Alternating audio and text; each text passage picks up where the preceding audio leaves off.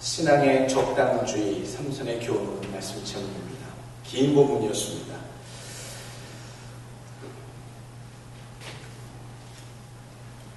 젊은 사람들을 바라보게 되면 또 세상의 스포트라이트를 받는 새롭게 떠오르는 인물들 바라보게 되면 우리 마음속에 그런 마음이 됩니다. 저 사람은, 저 인물은 참 기대가 되는 사람이겠다. 뭔가 나중에 큰 일들을 이뤄낼 사람이구나. 될성 싶은 나무는 떡잎만 봐도 안다라고 해줍니다. 비록 어리지만, 비록 젊지만 그가 가지고 있는 포부와 꿈이 또 대단하여서 기대가 될 만한 사람들. 우리 주변에 그런 사람들이 많이 있었으면 좋겠습니다. 때로는 그것이 태몽으로 나타나기도 하고요. 때로는 하나님이 뭔가 보여주시는 특별한 일로도 나타나기도 합니다. 오늘 사사기 13장 바로 앞장에 보게 되면 삼손의 이야기가 펼쳐지며 삼손이 태어나기도 전에 하나님이 어떻게 삼손을 통하여 큰 일을 감당하실런지에 대한 그 이야기가 하나님이 보내신 천사 사자의 그 메시지 속에 나타나고 있습니다.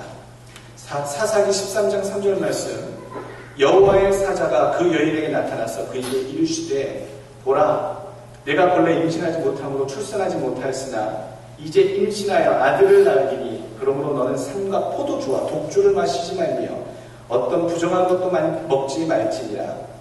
보라, 내가 임신하여 아들을 낳으리니 그의 머리 위에 삭도를 대지 말라.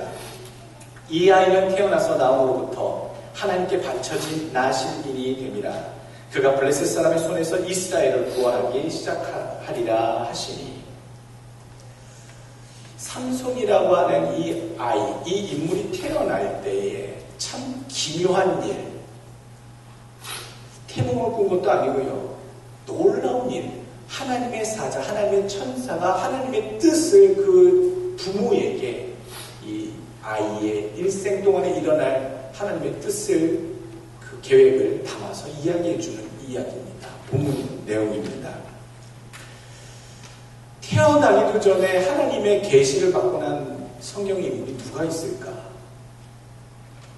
하나님의 축복하심으로, 하나님의 인도하심으로 아이를 잉태케 되는 경우는 성경에 많이 나옵니다만, 이삭도 그랬고요, 또 사무엘도 그랬고요, 또 여러 케이스가 있습니다만, 오늘 성경에서 몇 사람 안 됩니다. 세례 요한일 때, 세례 요한과 예수님의 경우 외에는 이렇게 삼손처럼 태어나기도 전에 하나님이 그 인물을 통해, 그 아이를 통해 하나님의 역사를, 큰 일을 이루시리라 라고 하는 그 천사가 주는 메시지를 받는 경우는 극히 드문 경우다라는 얘기지요.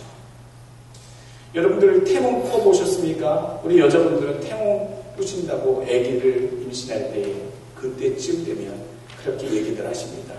큰 용궁을 꾸기도 하고요, 큰 무슨 동물이나 열매나 아주 신기한 것들을 꾸면서 그런 생각들을 하십니다. 이 아이는 무엇인가 큰 일들을 이뤄낼 범상치 않은 비범한 인물이 될 것이다 라고 하는 이야기들을 우리가 하게 됩니다. 태어나기 전서부터 하나님의 계시를 받고 난 이 삼손을 보면요, 참 대단한, 적어도 세례 요한처럼, 적어도 예수님처럼 구약과 신약을 통틀어서 참 놀라운 하나님의 일들을 감당하는 인물이 됐을 것 같은 시작의 이야기인데도 불구하고 삼손의 이야기는, 삼손의 일생은 우리가 볼 때에도, 성경에 나와 있는 것을 우리가 접할 때에 그리 큰 비중 있는 하나님의 귀한 인물, 귀한 역사 감당해낸 사람으로 비춰지지는 않습니다. 처음부터 끝까지 여인네들의 그 즐거움 속에 자신의 본분을 가끔 잊어버렸던 그런 신앙인, 하나님의 기대가 컸던 인물, 하나님의 그 계획하심 속에서 그 기대의 바라심이 컸던 인물인데도 불구하고 그런 삶을 온전히 살아들이지 못했던 사람, 20년간 이스라엘의 사사로, 지도자로 그렇게 살았음에도 불구하고 오늘 삼손을 통해 우리가 보아야 할 교훈은 무엇일까? 삼손은 태어나기도 전서부터 하나님의 천사, 보내신 천사의 말씀에 의하면 나실인으로 길리워져야 한다. 그렇게 살아야 한다라고 오늘 성경에 전하고 있습니다. 여러분, 나실인이 뭡니까? 나지르라고 하는 그 동사에서 났습니다. 헌신하다, 하나님께 구별되다, 구별된 삶을 사는 사람, 그래서 나실인이라 그렇게 얘기들을 합니다. 특징이 있어요. 민수기 6장 1절부터 보게 되면 나실인에 대한 조건들이 있어요. 이스라엘 백성 누구라면 다 나실인 될 수 있었습니다. 특별히 부모님이 그 낳을 아이를 향하여 나실인으로서 하나님 앞에 선포하면 나실인이 되는 것이었습니다.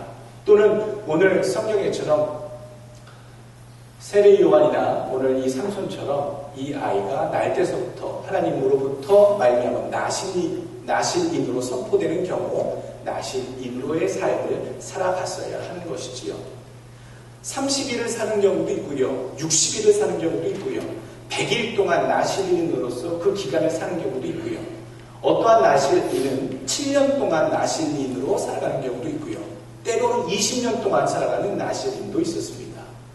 더 나아가 평생 동안 나실인으로서 하나님께 거룩한 사람으로 살아가겠다라고 하는 그러한 사람도 있었습니다. 성경에 보게 되면 우리가 대표적으로 나실인은 오늘 나온 삼손이 있고 세례 요한이 있고요. 예수님도 계셨고요. 더 보게 되면 사도 바울도 철저하게 나실인의 삶을 살았던 것으로 사도 바울의 서신서에는 얘기해주고 있습니다. 거룩한 삶을 살아야 되는 것, 그리고 포도나무의 소산과 독주를 마시지 않는 것, 술 취하지 않는 것이겠죠. 그리고 머리에 삭도를 대지 않아서 머리털을 보존하는 것, 그리고 부정한 것들을 만지지 않는 것, 즉 죽은 시체나 이런 동물의 사체들을 만지거나 취하지 않는 것, 그리고 거룩한 행실로 하나님께 구별된 삶을 사는 것이 나실인의 의무였습니다. 근데 그 나실인의 의무를 하나님께서 이 삼손에게 태어나기도 전에 너는 그런 인생을 살아야 한다라고 일러주셨다고 하는 사실입니다. 삼손은 처음부터 태어나는 그 순간서부터 그의 평생에 나실인으로서 거룩한 삶을 살아야 되는 인생이라는 것을 오늘 사사기 13장에는 선포해 주고 있는 거예요. 그런데도 불구하고 이 삼손은 힘이 장사였고 잘생겼고요. 인기가 많았습니다. 카리스마가 있었습니다. 또 압제받고 있었던 블레셋 사람들에 대해서 항거하는 그런 사사의 역할들을 잘 감당해냈습니다. 동시에 그 주변에는 항상 여자들이 가까이 있었습니다. 삼손의 일생을 특징짓는 두 가지 단어가 오늘 삼손의 이야기가 담긴 13, 14, 15장, 16장까지 딱 두 단어가 포인트입니다. 보다라고 하는 보다, 삼손이 보았더라. 삼손이 보는 것.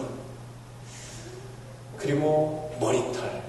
이 두 가지 단어가 오늘 삼손의 이야기, 사사기 속에 담긴 삼손의 인생을 이해하는데 굉장히 중요한 단어입니다. 삼손이 바라봤던 것이 무엇일까? 14장 1절 오늘 본문 시작하자마자 삼손이 딥나에 내려가서 거기서 블레셋 사람의 딸들 중에서 한 여자를 보고 2절 말씀, 내가 한 여자를 보았사오니 이제 그를 맞이하여 내 아내로 삼게 하소서 하매. 삼손은요 보았다라는 겁니다. 무엇을 그렇게 봅니까? 오늘 보다라고 하는 이 사사기 삼손에 관련된 이 포인트는요, 항상 삼손 마음속에 무엇이 담겨져 있었는가를 나타내는 단어입니다. 그가 찾고 있었던 것을 바라봤다는 거지요. 그가 마음에 늘 구하고자 했던 것을 바라봤다는 것이죠. 창세기 3장 6절 말씀, 여자가 그 나무를 본즉 보암직도 하고 먹음직도 하고 보암직도 하고 지혜롭게 할 만큼 탐스럽기도 한 나무인지라. 여자가 그 열매를 따먹고 자기와 함께 있는 남편에게도 주매 그도 먹은지라. 모든 죄의 시작이 바라보지 말아야 할 것을 바라보는 데서 시작됐다는 겁니다. 하나님이 따먹지도 말라, 그 근처에도 가지 말라 했던, 정령 죽으리라 했던 것, 그 경고의 나무를 알고 있다면요, 근처에도 안 갔을 겁니다. 쳐다보지도 않았을 겁니다. 그런데 이 여자 하와는 그것을 바라봤을 때 보암직했고 먹음직했다, 탐스러웠다라고 고백하고 있습니다. 죄의 시작이 되었죠. 본문의 키워드, 첫 번째 나온 키워드, 보다라고 하는 것 우리가 이해해야 합니다. 사람이 보는 데에서 모든 것이 시작이 됩니다. 요한일서 2장 16절 말씀, 이는 세상에 있는 모든 것이 육체의 정욕과 안목의 정욕과 이생의 자랑이니 다 아버지께로부터 온 것이 아니요 세상으로부터 오는 것이라. 눈이 높아졌다 그러지요. 많이 보고 많이 경험할수록 우리가 유익이라 생각되지만 안 봐도 되는 것, 보지 말아야 될 것까지 보게 된 우리 눈은요, 안목의 정욕만 늘어나게 될 수밖에 없다라고 하는 경고의 말씀입니다. 하나님의 특별한 사람, 나신인으로서 거룩하게 살아야 할 사람이 바라보지 말아야 할 세상의 것들을 집착하고 바라봤을 때 이 삼손은 계속적인 유혹에 빠질 수밖에 없었다는 사실입니다. 말씀드린 것처럼 삼손은 참 집요하게 여자들에 대한 집착을 버리지 않습니다. 모르겠습니다. 얼마나 카리스마가 있고 얼마나 여성들에게, 이성에게 매력 있는 남성이었는지, 물론 힘이 세고 뭐 잘생겼으면 또 카리스마가 있으면 능력자로 보였으면 그 당시나 이 당시나 여성들에게 인기가 있었을지 모르겠습니다. 그런데 그런 상황 속에서 사사된 삼손은요, 오늘 사사기 16장 1절에도 그렇고 오늘 14장에도 그렇고요, 15장에도 그렇고요, 드릴라도 찾아갈 때에도 오늘 16장 1절에도 삼손이 가사에 가서 거기서 한 기색을 보고 그에게로 들어갔더니 삼손은 항상 여자들을 찾아다니는 그런 보고자 하는 마음으로 그의 삶을 살았다는 것을 우리는 성경에서 계속 보게 됩니다. 여러분, 무엇을 봐야 합니까? 하나님을 봐야 하고 하나님의 뜻을 찾았어야 되는 삼손이 세상에 거룩함을 버리고 세상의 여자들, 세상의 것들을 찾았을 때 자기가 찾았던 그 여자들로 말미암아 망하게 되지요. 오늘 본문의 말씀도 그렇고요, 그 모든 말씀들 가운데 보게 되면 하나님이 기뻐하시지 않는 이방 여자를 취함으로써 이 여자로 말미암아 그 수수께끼가 풀려지고 분변을 당할 뻔한 이야기가 오늘 본문의 이야기고요. 이 삼손이 결국엔 머리를 밀리고 붙잡혀서 끌려갈 때의 여자도 드릴라라고 하는 여자에게 푹 빠져서 결코 말해서는 안 되는, 머리를 깎이울 때에 내 힘이 빠진다라고 하는 그 자기의 절대적인 약점을 알려줌으로 인해서 그 드릴라의 손에 의해 결국 블레셋 사람들에게 붙잡혀가 모진 고역을 당하게 되지요. 자기가 그렇게 바라보고 쫓았던 존재들, 그 여자들이 나쁘다는 것이 아니고요, 그 자기가 바라보고 쫓았던 존재들로 말미암아 삼손은 큰 낭패를, 인생의 실패를 결국 경험하게 되었다는 사실입니다. 여러분, 봐야 할 것을 안 보게 될 때, 잘못된 것을 계속 바라볼 때에 하나님 이 사사기 16장에 보게 되면 결국 삼손에게 내려지는 징벌이 뭡니까? 붙잡혀가서 모욕을 당하고요, 눈을 뽑혀지게 됩니다. 온전히 하나님의 것을 바라보지 못했던, 그리고 세상의 것, 세상의 욕심, 탐욕, 정욕을 바라봤던 그 눈이 하나님의 벌로 깨달음으로 눈이 뽑히게 되는 이야기를 16장에 나오게 됩니다. 여러분, 우리는 지금 뭘 그렇게 쳐다보며 살고 있습니까? 뭘 그렇게 쳐다보며 찾으며 살고 있습니까? 오늘 우리가 바라봐야 할 것이 분명히 있는 줄 압니다. 두 번째 키워드가 머리털이라는 말씀드렸습니다. 이 머리털, 본문에 보게 되면 이 머리털이 길게 자란, 즉 나신인으로서 머리에 삭도를 대지 아니했기 때문에 계속 긴 머리, 이 긴 머리 때문에 삼손이 힘이 있는 것으로 그렇게 표현되어 있습니다. 물론 그것이 맞습니다. 그런데 하나님께서 삼손에게 놀라운 힘을 발휘하고 능력을 발휘할 때에는요, 항상 특징이 있어요. 하나님의 영이 임하심에 삼손이 나가서 블레셋 사람들을 쳐 죽입니다 라고 얘기하고 있어요. 객관적으로 보면 긴 머리털이 갖고 있는 그 신비한 하나님의 능력 때문에 삼손이 힘이 있는 것처럼 보이나 사실은 하나님께서 삼손이 싸울 때마다 힘을 써서 힘을 발휘해야 할 때마다 하나님의 영이 임했다라고 하는 사실을 우리는 기억해야 합니다. 힘을 주신 이가 누구라? 하나님이시다라는 얘기죠. 그 힘을 주신 우리 하나님이 상징적인 표현, 상징적인 특징, 긴 머리털을 가진 그의 삶 속에 하나님이 임재하셨다. 그때마다 임재하셨다라는 얘기입니다. 16장 20절에는 머리털이 잘린 삼손의 특징을 얘기해 줍니다. 드릴라가 이르되 삼손이여 블레셋 사람이 당신에게 들이닥쳤느니라 하니 삼손이 잠을 깨며 이르기를 내가 전과 같이 나가서 몸을 떨치리라 하였으나 여호와께서 이미 자기를 떠나신 줄 깨닫지 못하였더라. 무엇일까요? 머리털이 잘렸기 때문에 힘을 쓰지 못했을 것이다. 이게 우리 상식적인 접근인데 사실 더 큰 이유가 뭡니까? 하나님이 그를 떠났다는 얘기예요. 머리털을 자르는 것과 하나님이 떠나는 것은 무슨 상관이 있길래 삼손의 머리털이 없어졌다고 해서 삼손은 힘을 쓸 수 없는 허약한 존재가 되었는가? 머리털의 의미가 과연 무엇이었을까요? 삼손의 경건성, 나시린으로서의 경건성을 이야기할 때 삼손은 어떤 삶을 살아야 됐습니까? 독주를 마시지 아니하고 거룩한 삶을 살아야 되고요. 부정한 시체나 부정한 것들 만지지 말았어야 돼요. 그리고 머리에 싹 떨어지지 않았어야 돼요. 그런데 오늘 본문 중에 보게 되면 삼손이 어떤 삶을 살고 있지요? 블레셋 사람들과 블레셋 여인을 들이며 부정한 삶을 살고 그들과 잔치하며 그들의 풍속을 따르며 그들과 어울리는 삶을 살고요. 더 나아가서 어떤 일까지 있습니까? 사자를, 물론 사자가 울부짖기 때문에 공격했을지 모르겠는데 그 죽은 뒤에 사자 몸속에 있는 벌꿀을 먹으려고 죽은 사자의 몸을 뒤적거려서 벌꿀을 자기 입에 갖다 대는 아주 부정한 일을, 거룩함을 잃어버리는 일을 이 삼손이 하고 있다는 얘기예요. 그가 가지고 있었던 마지막 경건성을 상징하는 것이 무엇이었습니까? 긴 머리털. 마지막으로 남은 그의 경건성을 상징하는 것이 결국 나시린으로서의 마지막 상징성, 긴 머리털마저 완전히 잃어버리고 잘렸을 때 하나님께서 더 이상 경건성을 잃어버린 하나님의 사람들을 떠나셨다는 이야기가 오늘 16장 20절에 얘기해주고 있는 겁니다. 그러니 우리가 좀 다시 한번 봐야 돼요.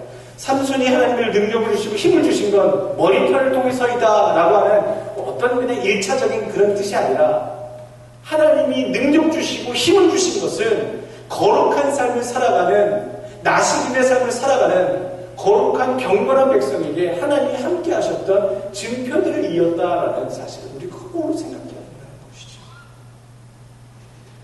마지막 여러분들이 나시린 같은 거룩한 사람으로서 꼭 놓치지 말고 붙잡고 계셔야 할 경건성의 특징이 여러분 뭡니까?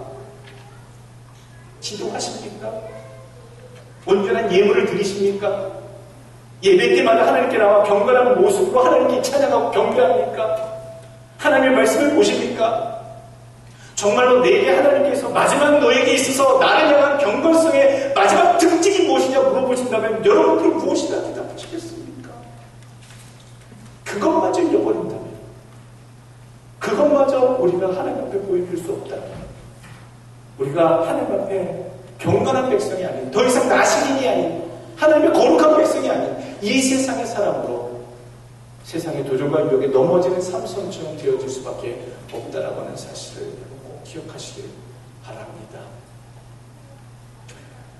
나는 진정 지금 무엇을 바라보고 있는가? 무엇을 그렇게 쫓으며 찾고 있는가?